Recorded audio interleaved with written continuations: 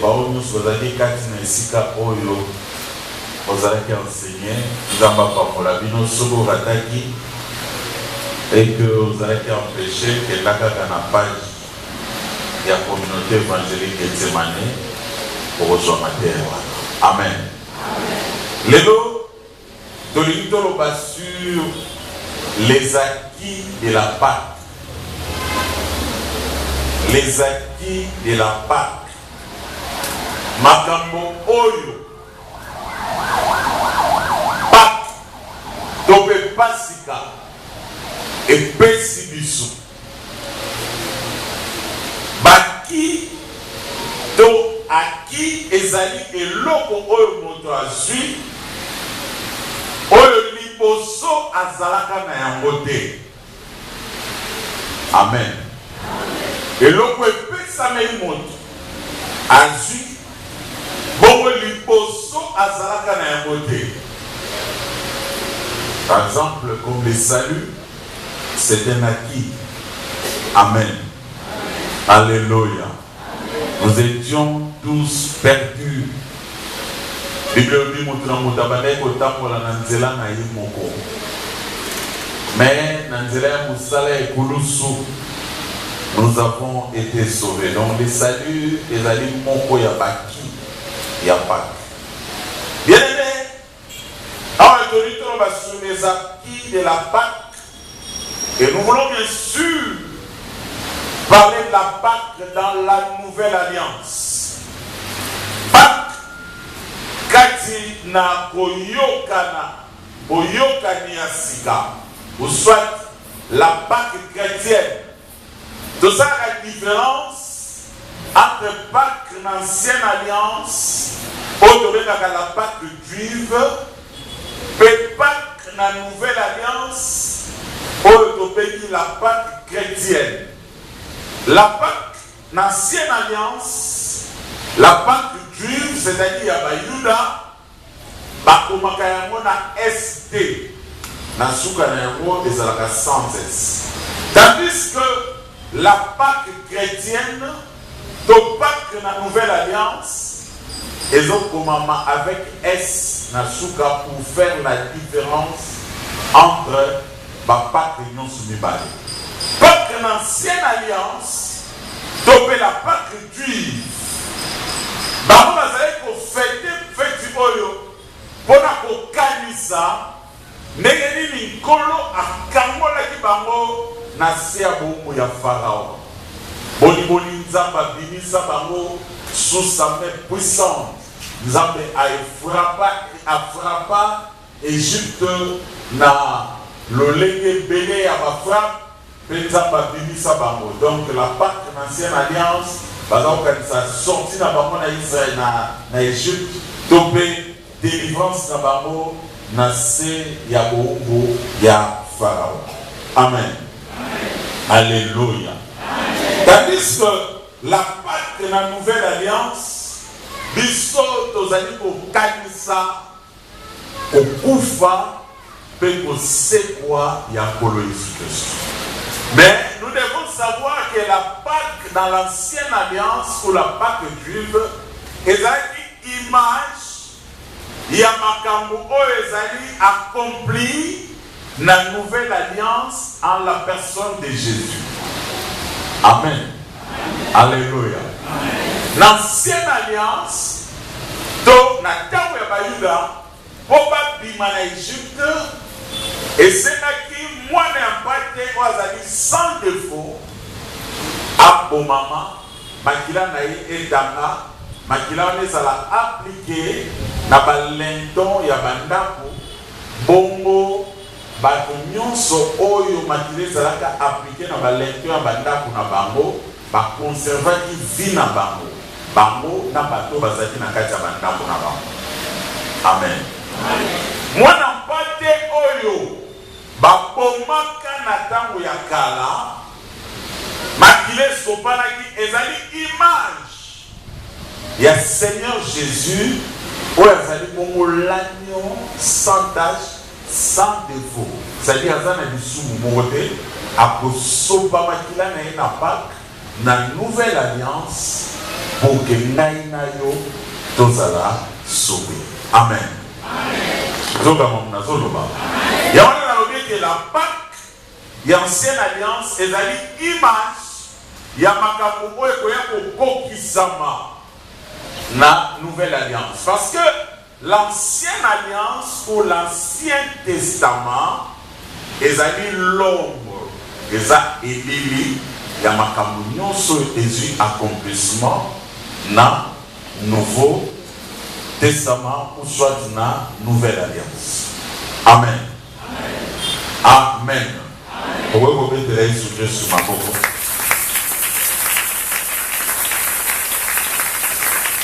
Ce que nous avons ma boue, les lots, ma boue, nous avons et ça pour la relaxer, c'est l'ombe, et ça pour la relaxer, c'est l'oma, et ça pour la relaxer, mon côté à Kokani. Quand nous sommes mis à ma peau, les autres et l'ombe. Mon côté à Kokani naïe. Est-ce que vous avez comme un nazoloba? Ah, vous avez comme un nazoloba. Ce que vous avez un mauvais sur ma peau, collega, n'est mauvais ici.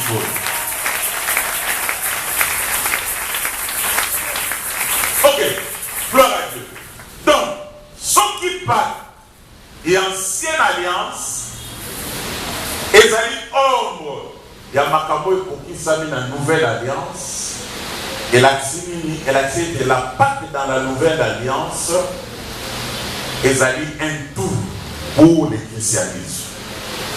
Donc le christianisme, et ça dit que c'est résumé dans mon sala où il soit salai. Amen. Est-ce que vous avez un oh! Musala oyo Yesu asala ki na ikulusu. Et bandi na ngomba ya Golgotha te. L'œuvre de la croix a commencé à Gethsemane. Parce que la victoire de Jésus-Christ est bandi na Gethsemane. L'œuvre de la croix est bandi na Golgotha te. Je répète. Mais l'œuvre de la croix est bannie na Poutou-wana na Gethsemane. Et la victoire de Jésus avait commencé à Gethsemane. Quand le Seigneur, dans Matthieu chapitre 26, nous allons lire verset 42. Je lis au nom de Jésus-Christ. Je lis au nom de Jésus-Christ. Mais vous savez, la Bible dit qu'au nom de Jésus, tout genou fléchit. Dans les cieux, sur la terre, sous. C'est comme moi, la Kagetangani. Ma bonne messaïni. Donc, vous avez j'ai lu au nom du Seigneur. Donc, au nom du Seigneur, j'ai lu au nom du Seigneur Jésus-Christ. Voilà les affirmations pour élever les rois des rois. Alléluia. Awa muta matakazati. Kakayi. Est-ce que vous avez je lis au nom du Seigneur Jésus-Christ. Ok, vous pouvez la Bible. Dans Matthieu chapitre 26, verset 42. La Bible dit, il s'éloigna une seconde fois et pria ainsi. Mon Père, s'il n'est pas possible que cette coupe s'éloigne sans que je la boive. À son humanité, c'est-à-dire, Nakati Yabomotonae, à son besoin, Yakosa la fortifier. Voilà pourquoi il faut accueillir l'émotion à Tata. Amener Bamona Gethsemane pour que passer temps ensemble dans la prière. Maintenant, étant homme, il avait besoin d'un soutien. Est-ce que vous avez un soutien? Nani Mokonzi. Il avait besoin d'un soutien.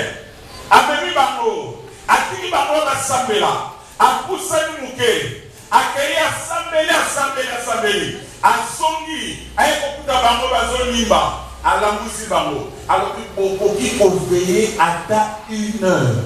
Et le monde en a dit. Pourquoi? Parce qu'il avait besoin d'un soutien là-bas. Est-ce que vous avez un azolo là? Yo penane ti de loza ya kolemba. Pardon, kolemba no ana na ngate. Ekota na ngate le kana sama. Alléluia. Nani mokonzi. Oye na kolemba nani sona ko communiquer yo makambo susu oyo kolongolo kolemba na yo wana. Est-ce que yo kana mamna zolo ba? Akuti bango bazonimba. Pendant qu'ils ont besoin d'assembler na ye, ba soutenir ye. Ndenge moko na kati ya bomoto na biso tant tu vas dans la position à faiblesse tu as toujours besoin ya bandeko pour que ba soutenir biso. Amen. Alléluia. Bible ici biso na jour que mutu oyo azana passe azana kosenga bandeko na ye ba ya kosunga ye. Il avait besoin de soutien. À tout le monde, vous pouvez veiller à 1 heure dans la été. Veillez et priez afin que vous ne tombiez pas dans la tentation.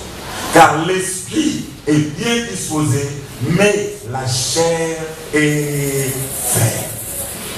Atiki bango, accueilli, il dit étant en folie, avec qu'on sambela, amoni kilo ya makambo, charge, ya salut ya humanité. Amoni nzela nino ya koleka souffrance nino ya kosubir comment akozala humilié ndenge nini ya kobetama comment il va souffrir amoni ke leki makasi na bomoto alobi papa est-ce que okoki kosala teke olongola kupu oyo eke na mosika na ngai azongi na kati na ye amilobeli non eza mpona yango nde nayaki azongi na kati na ye amoni te alobi non match yango nde sikoyo yango ezobetama. Alléluia, alléluia. Azongisi susu maloba ye moko epai ya papa alobi non toutefois volonté na nga te ma volonté ya bomoto na nga volonté ya nzoto oyo elobi ete pasi oyo nakokoka yango te longola yango me nalingi te volonté ya nzoto oyo ekokisama yango natika ete mokano na yo esala nini. Je déclare ce matin que la volonté du Dieu yango ekokisama na vie ya moto moko et c'est là au nom de Jésus que seule la volonté de Dieu et à quoi s'accomplir la vie na yo. La volonté va comme qui est kweya. Car la Bible me dit que la volonté de Dieu est parfaite. Alléluia. Alléluia. Volonté à Nzambe kokisama na vie na yo. Volonté à Nzambe kokisama na vie ya bana na yo. Volonté à Nzambe kokisama na vie ya mobali na yo. Volonté à Nzambe kokisama na vie ya mwasi na yo. Volonté à Nzambe kokisama na banzela na yo. Et c'est là au nom de Jésus. Na telemeli ba volonté ya bato. Ba volonté ya bato oyo telemelaka bato. Ba volonté ya bato oyo yaka combattre bato. Nazali ko telemela yango na vie na yo. Yo étant mwana ya Getsemane. Nazali ko déclarer que seule la volonté du Dieu, que seule la volonté de l'Éternel, la volonté parfaite de Dieu. Yango nde ya kokokisama na vie na yo. Au nom de Jésus. Betela maboko na milolo.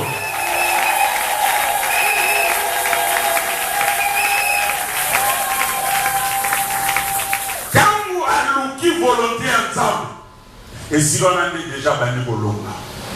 Voilà pourquoi j'ai dit que la victoire du Christ est bannie qui n'a pas été manée. Sans qu'il y a une volonté, il y a un souvenir ça là. Bien aimé, il y a un échec. Mais volonté ensemble. Alors que toutefois volonté n'a pas été, mais volonté en a mis. Il y a eu. Et si l'on a une victoire est bannie. Alléluia. Alléluia. Alléluia, alléluia. La volonté du Dieu amène toujours la victoire. La volonté de Dieu nous fait triompher. Volonté en Nzambe elongisaka biso, ekolongisa biso liboso ya bitumba, ekolongisa biso liboso ya miango ya monguna, ekolongisa biso liboso ya makanisi mabe pe mabongisi mabe ya bato ya mokili. Tika volonté ya Nzambe oyo elongisaka ekangama na yo, etambola na yo na musala na yo, etambola na yo na banzela na yo, moko te akanga promotion na yo. Que seule la volonté de Dieu yambo ya kokokisama elongisa yo ematisa yo. La volonté de Dieu élève, que la volonté de Dieu etombola yo emema yo na baniveau Nzambe alingi, emema yo na baniveau Nzambe abongisi. Et c'est là au nom de beta maboko na milolo, beta maboko na te ya koa, beta maboko na te ya mama pate, beta maboko ba mama ba beta maboko na ina yoka maboko ba mama.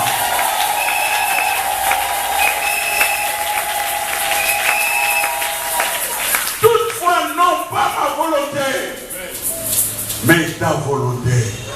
Et cette victoire est banina Gethsemane. Et qui va s'accomplir wapi na Golgotha. Amen. Alléluia. Et bani wapi. Et qui va wapi. Voilà pourquoi sur la croix, dans Jean chapitre 19, verset 30, il a crié, tout est accompli. Alléluia. Nous c'est ça les. Parce qu'il a cherché la volonté de Dieu. C'est la volonté de Dieu qui amène les choses à l'accomplissement. Amen. Alléluia. Volonté ensemble sur que télémi. Atapa tu ba télémi li balai. Volonté ensemble et vous même ma kamana compresse. Mutumoko bazo télémela li balai. O bazo bundisa. Lokolo zana volonté ensemble. Je déclare que la volonté de Dieu et même ma kamana accomplissement. Et c'est là au nom de Jésus. Bien-aimé dans le Seigneur, sur la croix, Ganga, tout est accompli. Et c'était la victoire totale. Amen. Alléluia. Alléluia. Il est monté sur la croix, a battu, a kokisi. Makabunaye. Volonté ensemble et kokisa maki. Or, comme je vous ai dit, chers bien-aimés, que christianisme nyons evandisami na musala oyo Yesu asalaki na ekulusu. Et la critique que ba événement nyonso oyo esalemaki depuis Gethsemane, avant son arrestation bien sûr, parce que bakanye na Gethsemane, ba événement nyonso eleki kobanda na Gethsemane di na résurrection.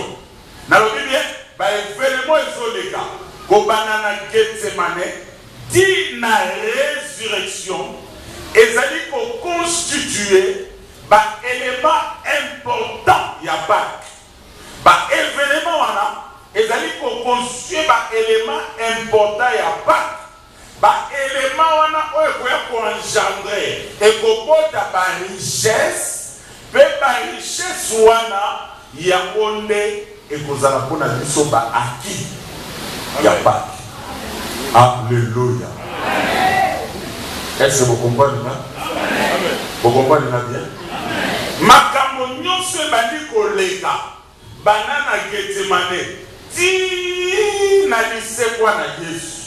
Babiloko wana nyonso ezali ba élément important ya Pâques oyo koya kobotela biso makambo oyo Pâques ekopesa biso.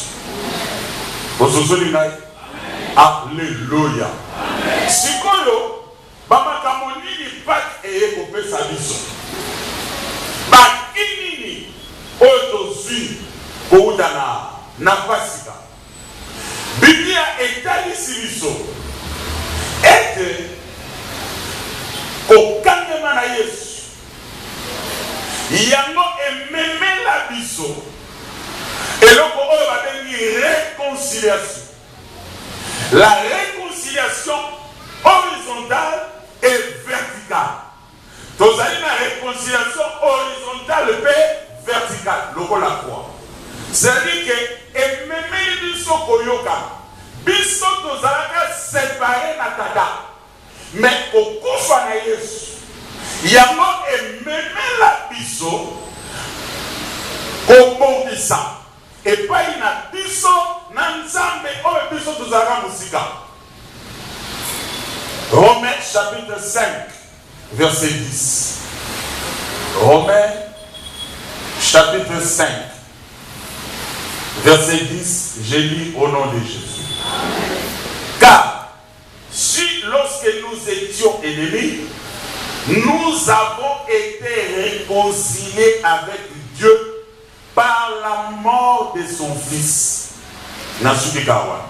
Amen.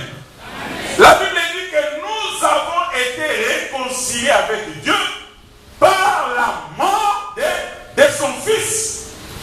Ça dit que liwana Yesu Christ, musalo Yesu asali na Pasika na ekulusu et memeli biso réconciliation na Nzambe. Amen. Alléluia. Alléluia. Ça c'est la réconciliation horizontale. Amen. Il y a biso na tata. Et sous qui wana te. Et pour mener biso aussi réconciliation verticale. Il y a biso na biso batu. Bibi etalisi biso na réconciliation et biso na tata. Biso tokomaki musika à cause il y a lisumu ya Adamu na Eva. Ne liwa na Yesu. Musala wa sali na ekulusu na Pasika eye koyokanisa biso. Ezongisi biso epai na tata. Ezongisi boyokani ya biso na tata. Donc le mot de liwa wana ememe biso réconciliation. Réconciliation premièrement na Nzambe. Et puis deuxièmement réconciliation ya biso na biso batu. Yamana Bible lobiete na nzela ya liwa na ye apesi biso ministère ya réconciliation. Po ete toyoka na biso pe tokomi na makoki ya koyokanisa. Alléluia. Dans le ministère de la réconciliation, dessus makoki ya koyokanisa. C'est-à-dire que nous pouvons amener quelqu'un au bane koyokana na Nzambe te. Na ministère de réconciliation par notre évangile, tu peux amener à yokana na Nzambe. Alléluia. Est-ce que vous comprenez mon alodi? Alléluia. Il est vivant. Il est ressuscité. Faites comme na makoki biso moko ya koyokana biso na biso. Ozana makoki lelo ya koyoka na yo nandeko na yo. Mama wanazola. Ozana makoki lelo oyo ya kopomisa yo nandeko na yo. Pourquoi? Parce que liwa na Yesu ememela biso réconciliation ya biso na biso. Tout dans la Bible. Utilisez. Tout dans la Bible. Luc chapitre 23. Nous allons enseigner nos makambo eza motuya. Luc chapitre 23, verset 12. Je lis au nom du Seigneur Jésus. Ces mêmes jours, Pilate et Hérode devinrent amis d'ennemis qu'ils étaient auparavant. Amen. Ces mêmes jours, Pilate et Hérode devinrent amis d'ennemis qu'ils étaient auparavant. Namukolo kaka moko wana. Pilate na Hérode bakomi ba pire de tolobana ba langage ya biso ya bakinwa.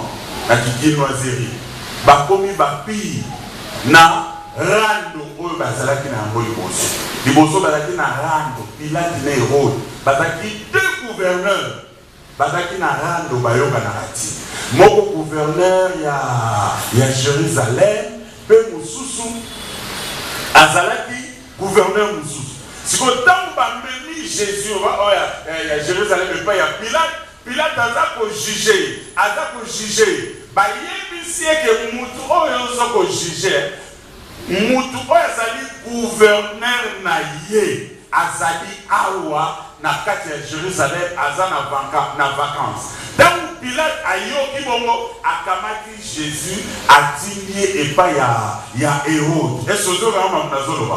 Et Pilate Jésus akomi pa Hérode amoni asepeli. Abi bandakala na manango luka na mona ye na mona makambo sala a poser ba question. Mais bino mo boye Yesu. Bazo poser ba question Yesu. Charisme kara. Alléluia. Ameponai rien. Alors Hérode wana akamati azongisi epai ya Pilate. Nzoka ndeka mouvement les osala. Jésus azokende pa ya Hérode, azokende pa ya Hérode, azonga epai ya Pilate. Nzoka les deux gouverneurs bazalaka na rando bayokanaka ti. Mouvement na kako Yesu asalaki. Alonge pa ya Pilate ake epai ya Hérode, balongole epai ya Hérode azongi epai ya Pilate. Bible lobi kaka na déplacement wana. Ce même jour, Hérode et Pilate devinrent amis d'ennemis qu'ils étaient auparavant. Betela Yesu Kristo. Maboko na milolo. Betela maboko. Alléluia. Alléluia. Le Seigneur, par sa mort, a réconcilié deux autorités, mais Seigneur, Nanzela, Yamisala, Yafasika, Ayokanisi Bango. Bien-aimés dans le Seigneur nous a amené le ministère de la réconciliation. Katina Pasika, Ezanatina te, Yakoumela la barando na batu. Mouya ya Pasika, Ebeni Nisona okenda kobongisa. Sokotana ndeko obo yokanagate, Sokotana ndeko obo lobanagate, Yebete puissance ya Pâques. Et donc, comme ma biso, na réconciliation, pour Bongisa, pour être Bobika, Mouya ya Pâques, car la Pâques a une grande puissance transformatrice, une puissance qui opère de grandes choses, une puissance qui libère, une puissance qui guérit, une puissance qui ressuscite. Alléluia. Et je crois que ce matin, la puissance de la Pâques est ici. Et cette puissance est en train de se manifester.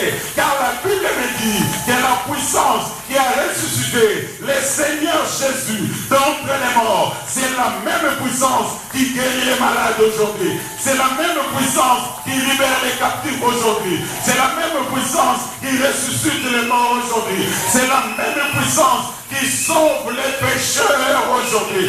Laissez la puissance, la résurrection de Jésus agisse maintenant dans votre vie. N'ayez bien entendre na tombe à l'autre. Maintenant, allez vous déclarer et de puissance et la résurrection. Où ils allaient awa et les canacosala na vinayo et les canacosala na vinayo et localiser yo na tente na yo. Pour ça na yo zali nini. Allez reçois maintenant, reçois maintenant, reçois maintenant, reçois maintenant. Et c'est là au nom de Beta maboko pona Kombo wana. Loba amen na yo kayo. Est-ce que je peux continuer?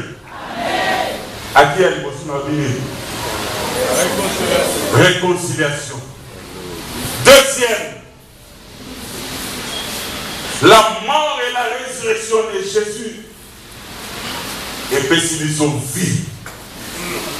Bisogno suzaki destiné na liwa. Bisogno suzobongi samakina kokufa. Mais l'œuvre, il n'y a pas et pessibiso bomoi. Nous allons lire la Bible. Dans Matthieu, chapitre 27, verset 21 à 22, de sauter totalement verset 26. Matthieu, chapitre 27. Je lis à partir du verset 21. Les gouverneurs prenant la parole leur dit: lesquels des deux voulez-vous que je relâche? Ils répondirent: Barabbas!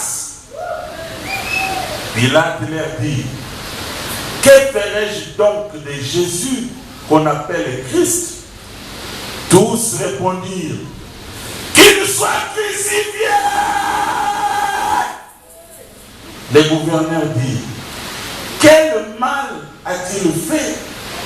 Et ils crièrent encore plus fort: qu'il soit crucifié! Alléluia. Alléluia.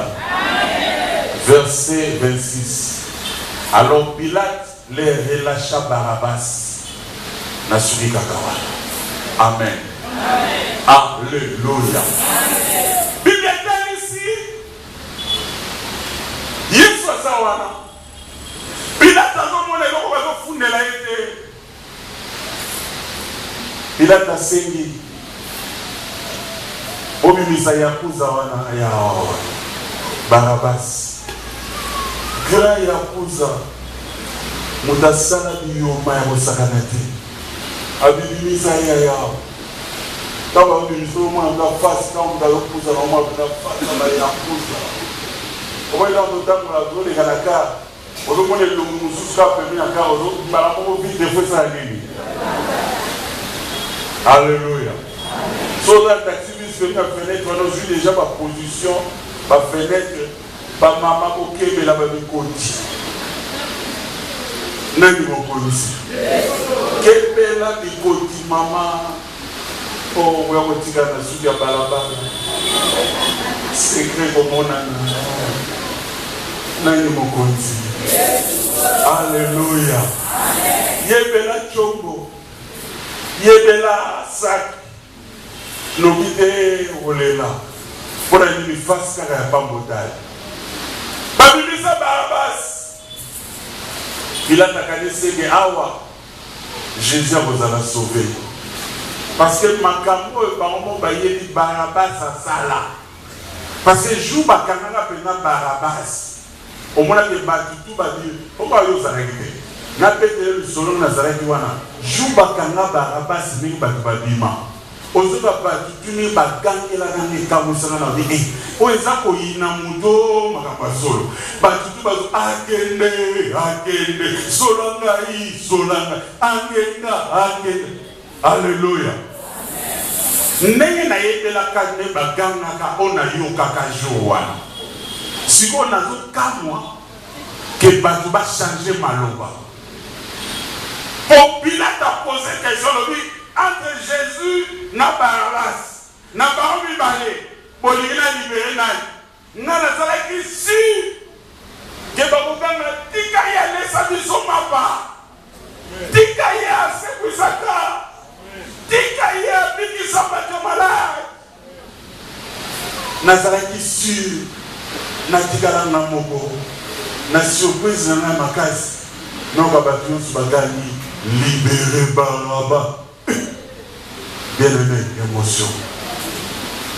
Pose à la guité. Ma émotion est dans la fosa. Ma soeur, je suis dans le bébé, on répond à la simosa. Bébé, Jésus Christ, ma boue. Bébé, ma boue.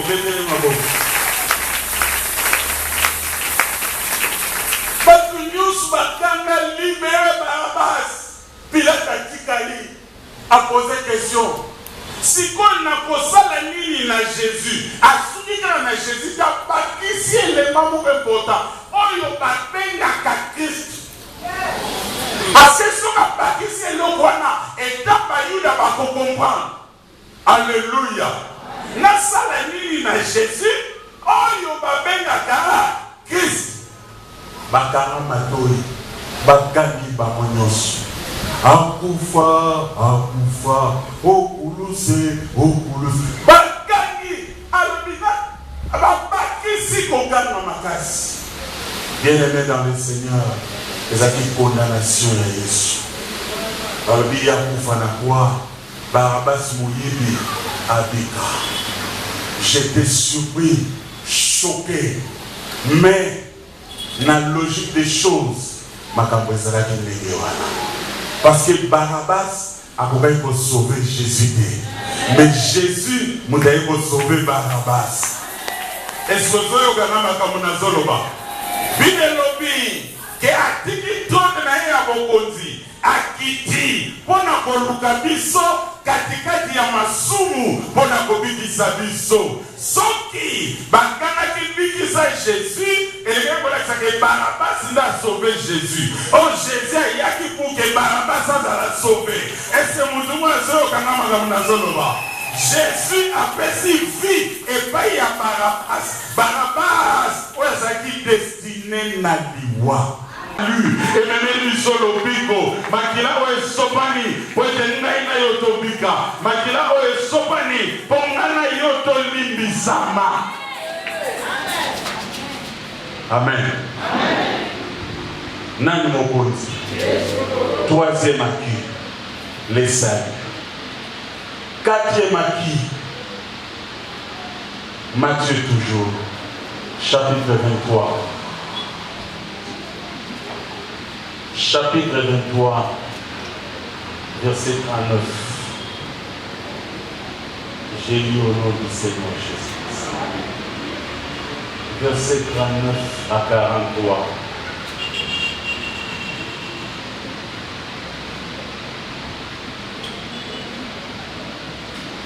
C'est ça?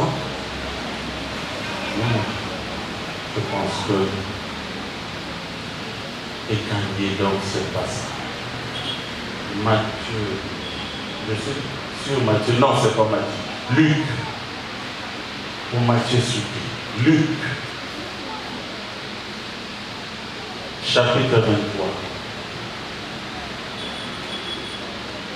verset 39. L'un des malfaiteurs crucifiés l'injuriait, disant, n'es-tu pas le Christ? Sauve-toi toi-même et sauve-nous. Mais l'autre les reprenait et disait, ne crains-tu pas Dieu, toi qui subis la même condamnation? Pour nous, c'est juste, car nous recevons ce qu'on méritait nos crimes. Mais celui-ci n'a rien fait de mal. Et il dit à Jésus, souviens-toi de moi quand tu viendras dans ton règne. Jésus lui répondit, je te l'ai dit en vérité, aujourd'hui tu seras avec moi dans les paradis. Amen. Mettez la colère sur Christ. Mettez ma boko pour la mokonzi ya bato. Bible est ici, et que papa qui est Koulouch. Et si le papa qui est Kotoyo, malfaiteur, Yesu Nakat, dans la maca, Bayakouzara. Amen. Nous avons des patouans, papa qui est Sunaye, Bayebi Makamba Salara.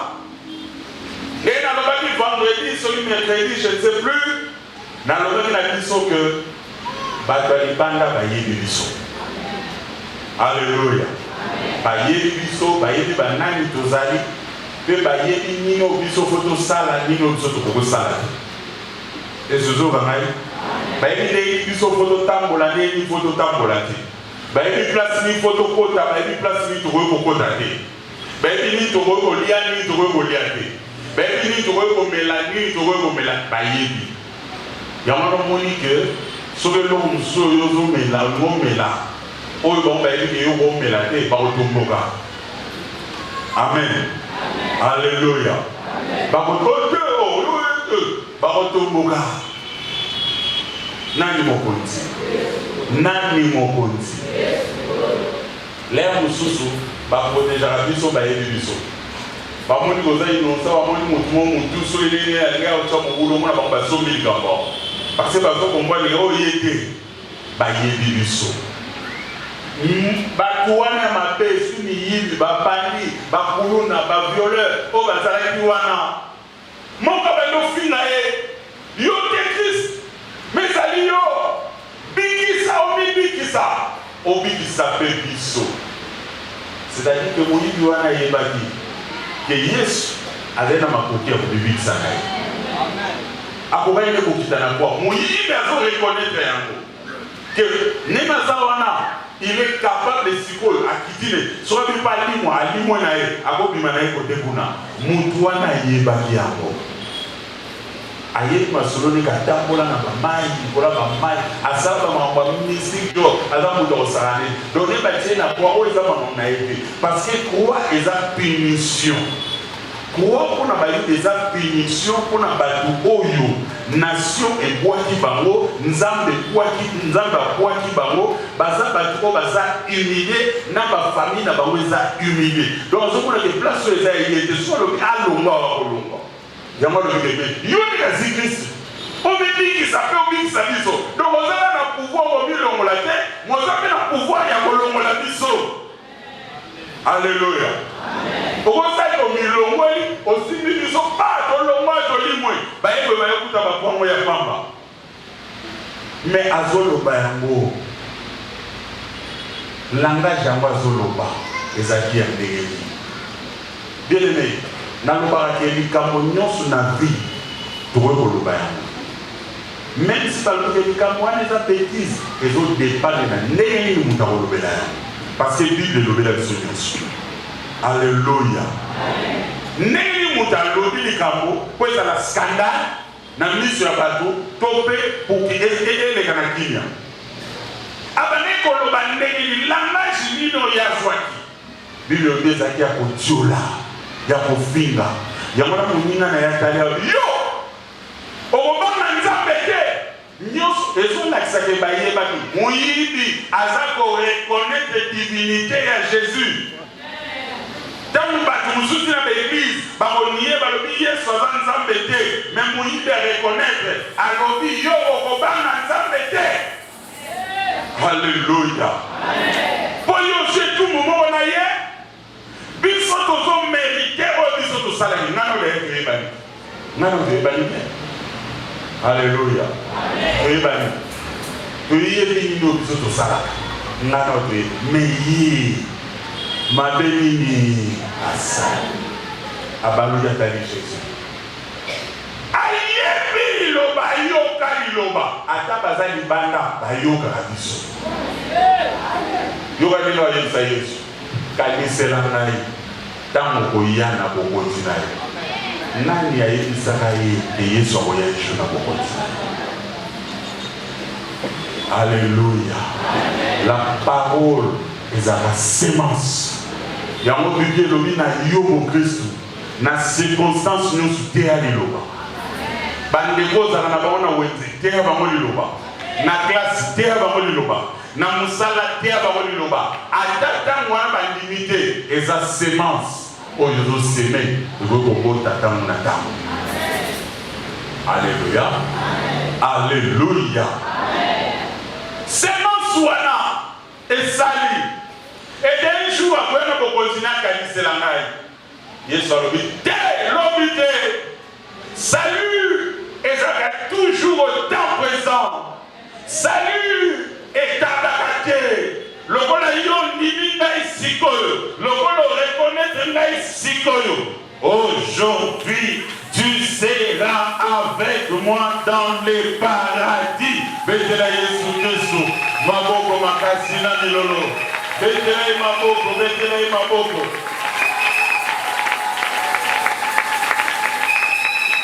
Le pardon a été automatique.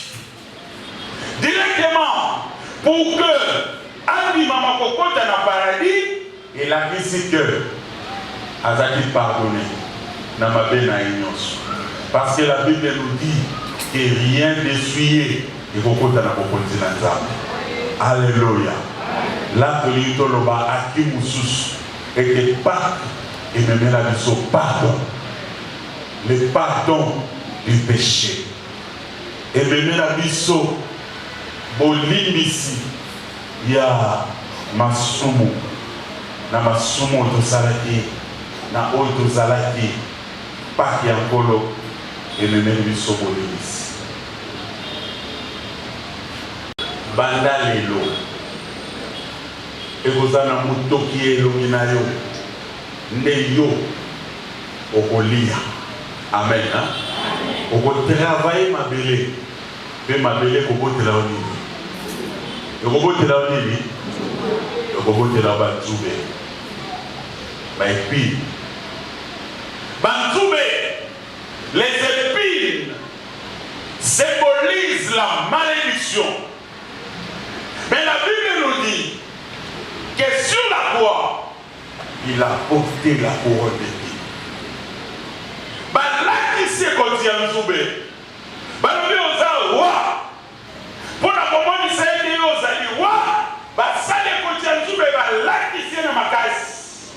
Bien aimé, je vous avais dit que ceux les kabaye mawana ezana tina ezomena biso baki ya Pâques. Ces épines qui symbolisaient la malédiction. Quand Jésus montait sur la croix avec cette couronne, ameni malédiction nyonso ya molongo mobimba likolo ya moto na ye. Alléluia. Alléluia. Ameni malédiction nyonso tozalaki na yango. À cause du péché, nous avons été maudits. Voilà pourquoi l'homme a été chassé du jardin. Muta bengana ma, a bengana ma, a lakila mabe, a lakila ma mabe, mabele et lakila ma mabe. Mais le Seigneur n'a cinquième acquis a mené la biso malédiction à la colonaïe. Pour que nous, à la place, nous soyons bénis. Pour que nous soyons bénis. Pour que nous soyons bénis. Yaman Nazali pour déclarer Nicolo Nayo que bien-aimé dans le Seigneur, tu es béni. La Bible dit, béni soit Dieu qui nous a bénis de toutes sortes de bénédictions dans les lieux célestes. Il nous a bénis dans toutes sortes de bénédictions. Les diables veulent que vous demeuriez dans l'ignorance pour que malédiction de la famille et demeurer Nicolo Nayo. Mais je vous dis que ceux qui ont eu connaissance que le roi des rois a même malédiction de Nicolo Nayo, a même malédiction de la famille Nicolo Nayo, bien aimé dans le Seigneur. Vous voyez qu'on marque les lots pour eux, mais qu'on fait un bon ordre, qu'on obéit de Moussika Nayo, Moussika Elimota Nayo, car ton roi a même malédiction Nayo, a mis comme ça maudit pour que yo osa la béni à la place. Est-ce que vous tout le monde le belanga amen et toyokayo. Le ba amen ya bien koleka toyokayo. Na lina loba na tomo na lelo. Et que moto moko te azali na droit ya komodi yo. Pe azali ko déclarer nege publier lobi que malédiction nyonso sans cause et kozala nul.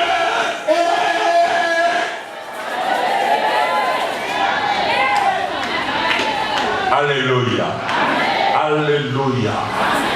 Famille obotama na famille wana. Obima na famille wana. C'est une famille qui a des problèmes. C'est une famille maudite. Mais le Seigneur a su. Action nasi à ma colère, tata moko. Action nasi à alliance moko. Ce qui nous a mis au awa. Nasi alliance wana. Je déclare que malédiction non sur la famille. Et ça l'a annulé. Je déclare que malédiction non sur la famille. Oh, il y a la famille. Oh, il y a Sarabino na venu. Oh, il y a Sarabino na parcelle Bobaki. Oh, il y a Sarabino na Moussala. Nazali pour déclarer un mot nul, nul, nul, nul, nul et sans effet. Et c'est là au nom de Jésus. Betama boko makasi pona kombo na Yesu Kristo. Betama boko makasi pona mokoti ya bakoti. Gloire à Dieu. Sixième acquis. Amener la vie sur guérison. La Bible dit que c'est par ces meurtrissures que nous sommes guéris. Vous avez condamné la famille. Maladie na biso ya famille. Yango nyoko la kabino. Yango ya kabla bino. Na ina ibisayo na tongo na lelo. La Bible dit que c'est pas ces meurtrissures que nous avons déjà été guéris dans le passé. Alléluia. C'est-à-dire que Moussa laissait Salema déjà. Moussa laissait Salema pour que vous soyez en bonne santé. Quelle est cette maladie? Pour que vous téléma. Na Moussa la omakila na Yesu Christ salaki. Bible dit azoka ki bakota pour que vous allez guérir. Azoka ki bakota na maboko na ye. Azoka ki bakota na moto na ye. Azoka ki bakota na mupazi na ye. Azoka ki bakota na nzoto na ye. Azoka ki bakota na makolo na ye. Na nzoto na ye mobimba. Et comment ki bakota na pota. La Bible dit qu'il a été défiguré. Quand balaksaka film, au film Jésus, balaksaka yango bien te. Parce que la Bible nous dit la parole qu'il a été défiguré. Qu'est-ce que veut dire défiguré? Et le mot va penser, va même ici forme. Forme et le Québécois. N'a pas frappe. Oh, ben c'est un film. Parce que celui qui s'y a 5 glaces va sauver. 5 glaces c'est dans la table. Va sauver les moutons. 5 glaces c'est dans la table. Dis-le. Vous comprenez?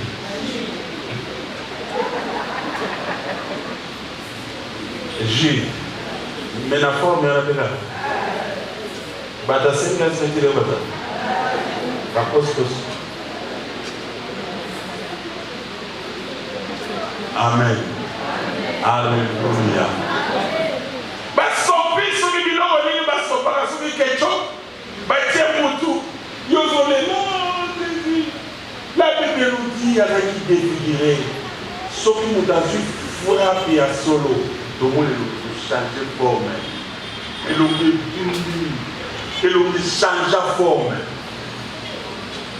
Il a été défiguré pour la maladie, pour la souffrance, afin que yo soit guéri.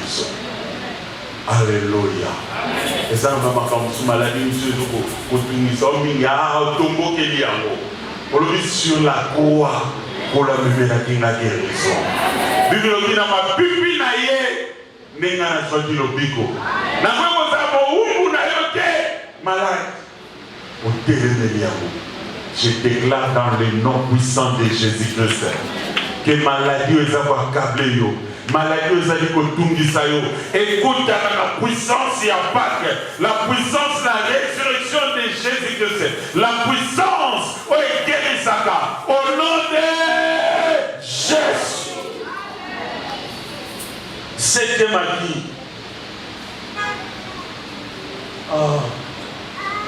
Colossiens chapitre 2. Supportez ma beauté. Et surtout supportez la.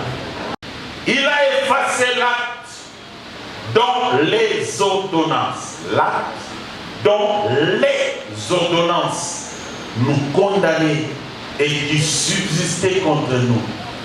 Il a détruit en les clouant à la croix. Amen.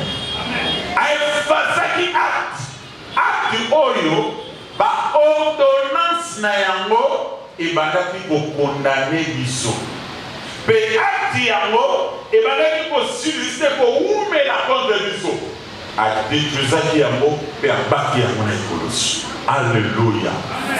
Il a effacé l'acte. Mokanda ya mibeko.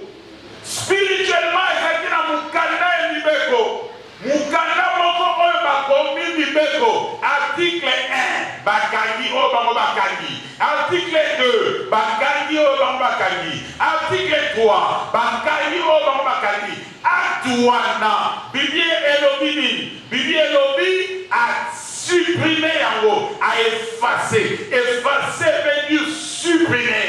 Et Bibi Elobi, il y a pas mal de où mais la contribution, mais il a supprimé en haut, a effacé en haut. Alors vous avez sous na mouyate, na effacé, na supprimé, a kamati en haut, a baki en haut, na ekulusu. Alléluia. Quel est donc cet acte qui vous condamne? Il y avait un acte qui condamnait votre famille. Parce qu'il y a des réunions occultes. Où il s'allait makamati bate acte bakandi. Pour la libota oyo tokani na acte tokani ya lelo date tel article 1 ba ordonnance ya moi. Wana moko aussi ça la classe awate. Article 2 Mutu moko ta ko mona bomengo na libota oyo. Article 3 mabala ekozalaka te. Kobota oui mais ya sans libala. Est-ce que vous avez un peu Soki aleki abali kobote zali. Article 4 Mutu moko akoye kokoma monene na famille oyo azati. La Bible dit que acte wana ye aefasaki yango. Acte oyo ebandaki kosubsiste, ebandaki kowumela, ewumela bambula na bambula. Yo obotama te, yo oyeba yango te. Bato basala makambo wana otikala na yo kozala te. Oyeba bango soki buke te, ewumela. Mais la Bible nous dit que sur la croix, déjà Moussa laissé Salema. Et si Ganini, oya supprima yango, a effasa yango, a kamate yango, a baka yango ekulusu. Et c'est Moutouma Zoyo Kanama Kamunazoloba. Le voilà ignorance na tombe lelo, peut-être la acte Suwana. Oyo ba ordonnance, et quoi il s'agit libota. Oyo ba ordonnance, et il s'agit libota. L'obé de Moussala Moko, c'est Salema ekulusu. Bino ba ordonnance oyo, bozali susu na muya, soki muke.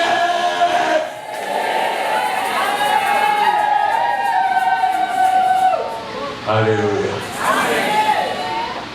Alléluia. Comment expliquer? Mutu lo wala yo. Tala no yo ni moza. So tele ni na ba zo mona mutu. Mais batu mo boye bakena mokanga ati. Otala bato bizarre. Salidé. Parfois même mo souri ndenge bakani acte moko ko enyobola yo. Mutu lo wala yo. Alléluia. Amen. Mutu lo wala yo. Mais non. Il faut télé. Pour comprendre que ça n'a pas de salam à l'école. Amen.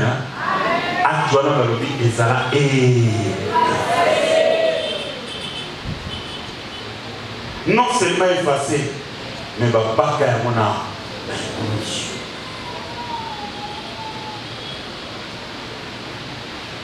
What is the 4e, 8e, 7e, 8e.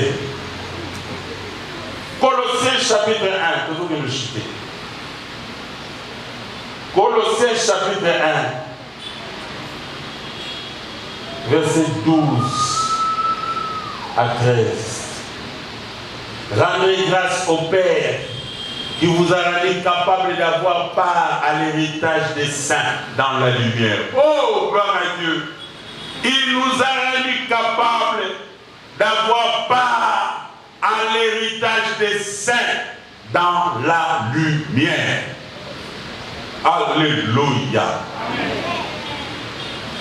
Qui nous a délivrés de la puissance des ténèbres et nous a transportés dans le royaume du Fils de son amour, en qui nous avons la rédemption et la rémission des péchés.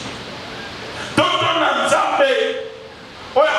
sont capables de recevoir pas l'héritage à ma saint. Bien-aimé,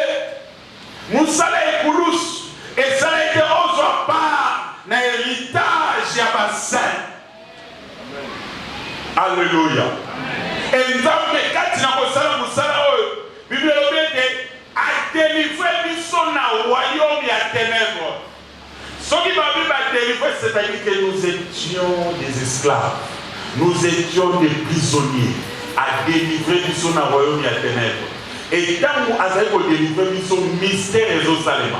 Mystère, il y a transportation. La Bible dit qu'il nous a transportés dans le royaume du Fils de son amour. Amen. Alléluia. Spirituellement, et ça n'a pas il y a ceux qui m'ont accompagné ma camoyo. Bando qui va comme on a caillé les sous-soudés. Bando qui a fallu que comme on a dit, on va aller comme on est là. Basa les sous-soudés. Parce que quand vous avez été esclave dans le royaume, on est à Molivie. Vous n'êtes pas allé comme on est là. Vous n'êtes pas allé comme on est là. Vous n'êtes pas allé comme finaillé Kingo. Mais quand vous comprenez ma camoyo, et là, comme vous le savez, vous allez transporter, délivrer, transporter, l'homolie, mener dans le royaume, il y a moins d'ensemble. C'est-à-dire, le royaume, il y a Jésus, le royaume, il y a lumière. Et si vous avez une rédemption, rémission de péché. On a le royaume, et si vous avez l'Imbisami, et si vous avez Sombami, Nakati ya royaume, des mois comme raté. Nakati ya royaume, social comme raté. Nakati ya royaume, débloquer la famille comme raté. Nakati ya royaume, plein molide comme raté. Est-ce que mon tournoi a soyo kanama kamuna zoloba? Nakati ya royaume, balala kapongi lokola bébé. Alléluia. Nakuta na batu mususu butu pona bamwezanga. Bakoya babuteya. Abanga. Butu soke yi pona ye problème. Azobanga po makambo ya vivre na butu. Ye moka mutayeya. Soko zakati nesika oyo na bukolo ya lelo obanga ke. Makambo échanger. Alléluia. Quand il y a zolo baboué, n'a pas besoin de la prière. Quand il y a zolo baboué, tant qu'on zone à l'élo, pour qu'il le voit bébé avec un mot c'est bébé. Vous flez le voilà mon de ma carte pilar. Alléluia. Vous flez pour les canailles. Dans le dit vous flez. Nous sommes là où vous flez. Amen, amen, amen. Il y a une de moi, il y en a qui s'en vont flé. Parce qu'il y en a qui sont sur les là.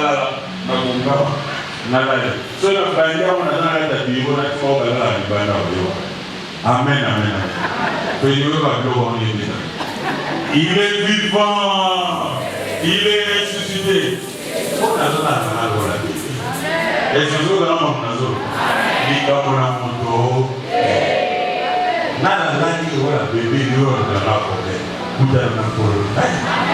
c'est ce que charge à délivrer dans le royaume à transporter dans le royaume où il a dit ça pour la bébé. Est-ce que vous avez un azolo ba? Donc ba ben ya bien pour les canaux kayo. Alors oui mais non ba on va là la pompier à bébé, ba là la pompier à bébé. Et c'est là au nom de Jésus. Dans notre mabé. Voilà na butu ala na ngamoli yo. Non, maintenant, nous avons on a la balle, on a sursauté na pungi, na paiement, na moutou, na liru, na zone déclarée na tomo ya lelo. Ba oyo nyos baté na kayo na butu. Oyo lo ta ndo ta ne ma bi tumba oyo te na kayo na tomo na lelo. Na zone déclarée le feu de l'Éternel. Et les gars pour localiser en haut et tumba en haut et que ça yo kimia au nom de Jésus. Amen. Alléluia. Tout à fait, on a dit que nous sommes $,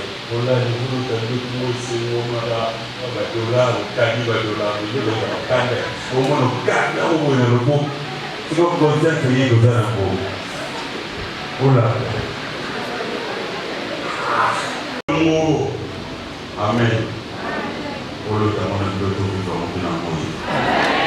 Amen, il y a bien que les gâteaux. Amen, il y a bien que les gâteaux. Alors, pour le temps, on a tout au vivant, mais nous, on a des apolaires, on a beaucoup de temps, on a des choses pour que ça m'a fait quand on a des voix, on a des gens aussi.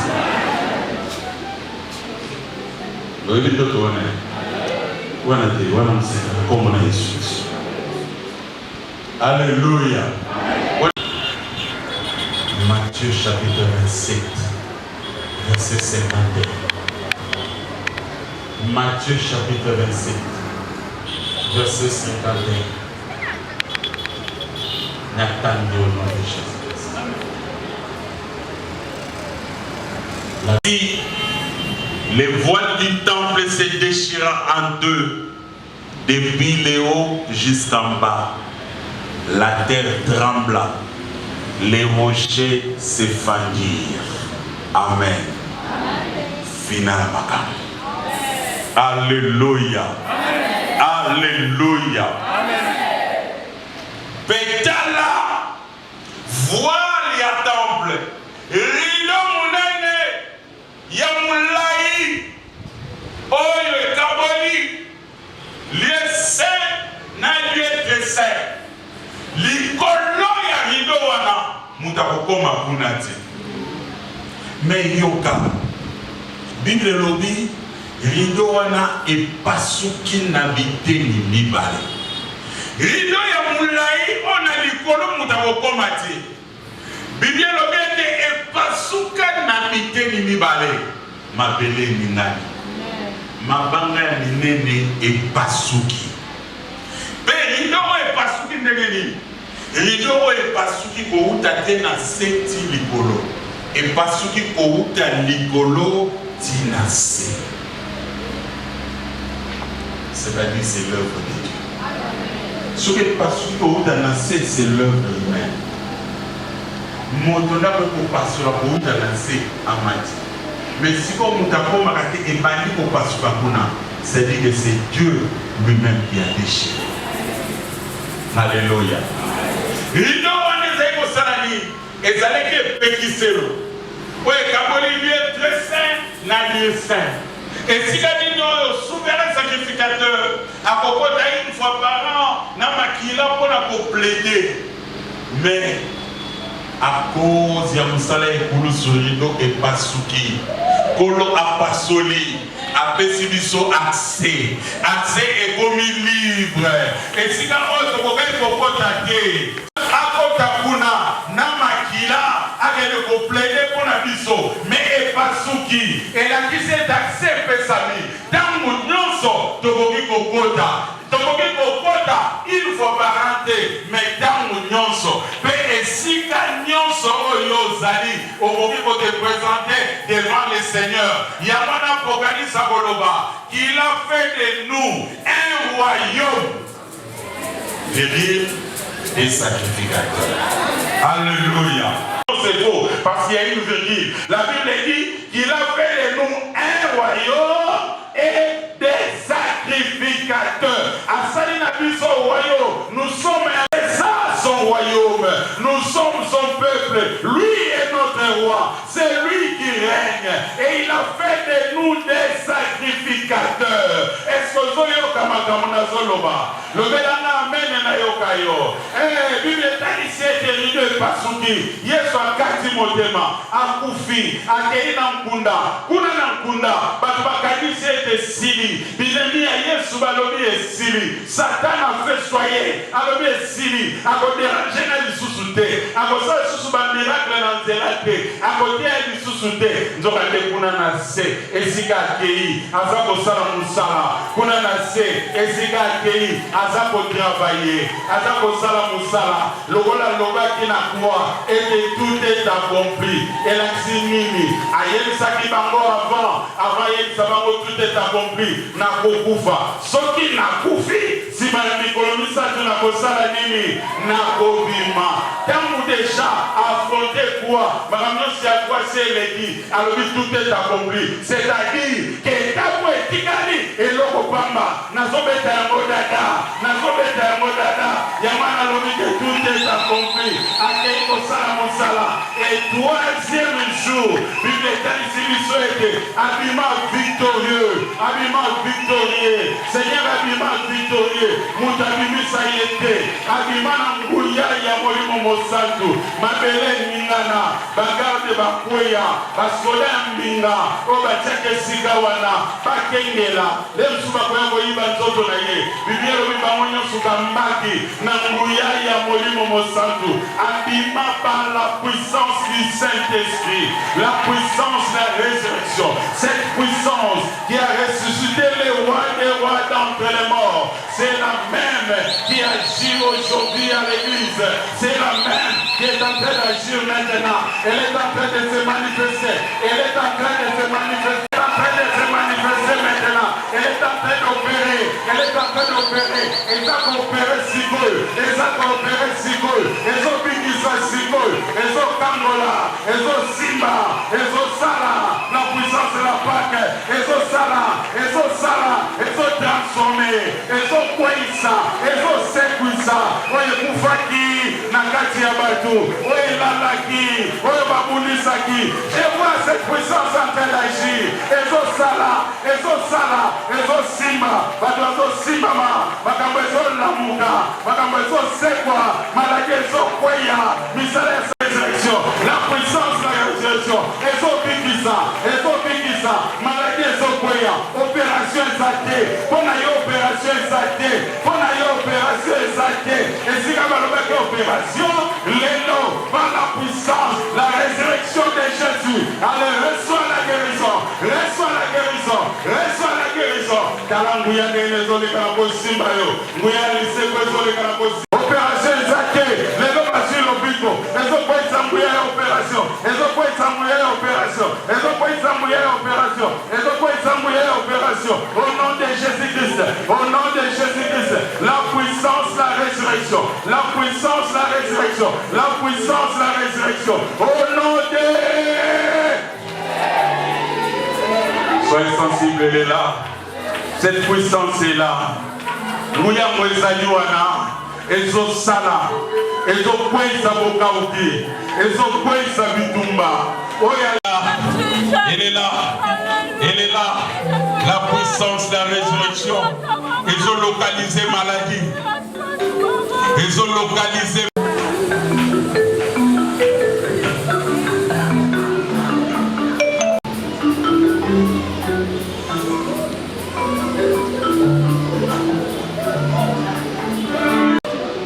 La puissance de la résurrection. La puissance qui a ressuscité les rois des rois d'entre les morts. La Bible dit ne se répand pas de ses dons et de son appel.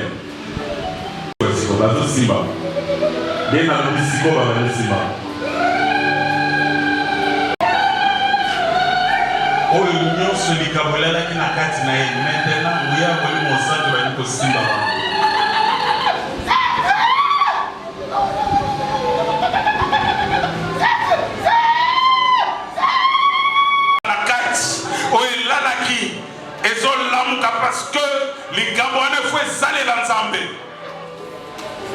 Au nom de Jésus, ils ont tamboulé la kati ensemble. Bamso encore aussi porter à côté dans le plus bas. Roto sokoria manababa. Rego de sokoria manababa. Ricardo soto prokoria manababa. Dego mobile. Ogoiko kanga ya côté. Ogoiko kanga ya côté. Muya molimo kombo na Yesu. Salana yo. Et soit comme moi. Et soit comme moi. Et soit comme moi. Et soit comme moi. Na kombo na Yesu. Na kombo na Yesu. Na kombo na Yesu. Na kombo na Yesu.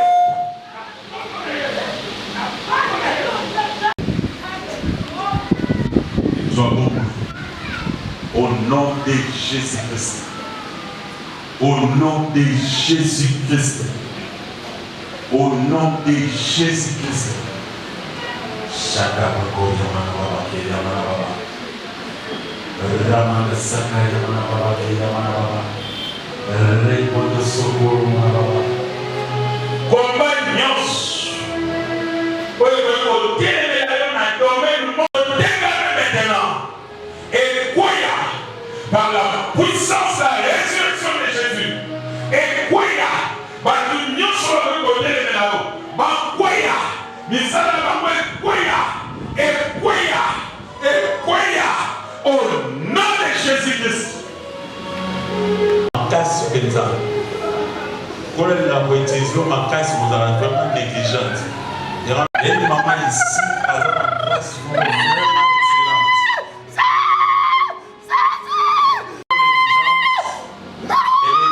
Elle est distraite. L'action divine.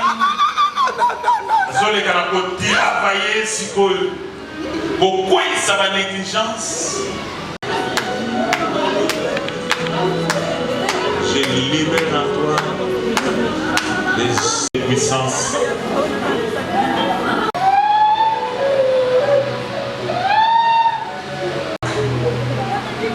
La puissance de la résurrection. Quoi ça me semble à mourir? Allez, fumama, allez, fumama, allez, fumama, allez, fumama, allez, fumama, allez, fumama, allez, fumama, allez, fumama, fumama, fumama, fumama, fumama, fumama, fumama, fumama, fumama, fumama, fumama, fumama.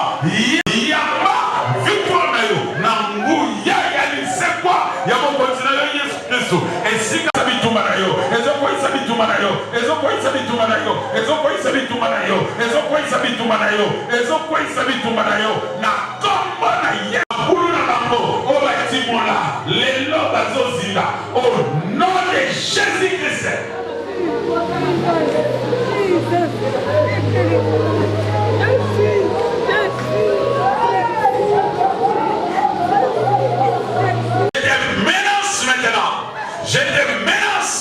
Je te menace. Je t'ordonne de libérer la vie de cette femme. Maintenant, au victoire à Jésus et sa victoire à Dieu. Il faut être sensible. Et là, il faut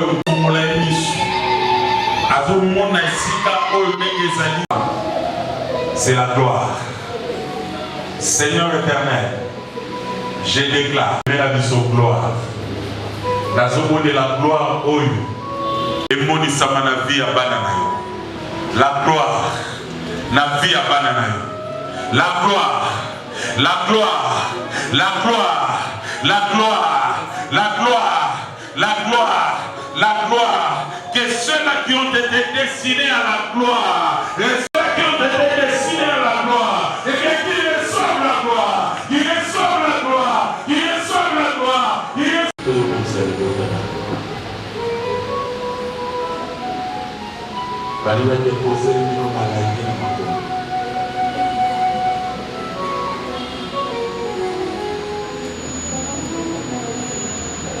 la puissance de la résurrection. La puissance de la résurrection. Comme l'équilibre est là. Merci.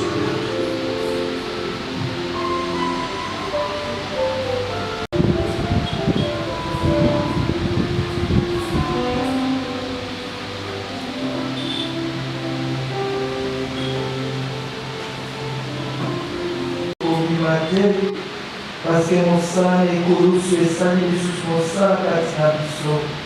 Yesu Kristo pour maman. Toto Dieu, te le remercie. Ma vous allez s'y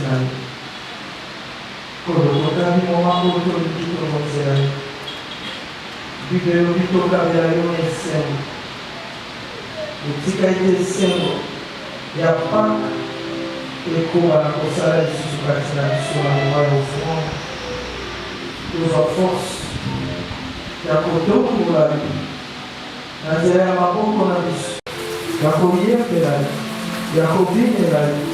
Il y a votre zone dans ma bonne qu'on a vu dans le fond. Nous avons tous célébré les joies.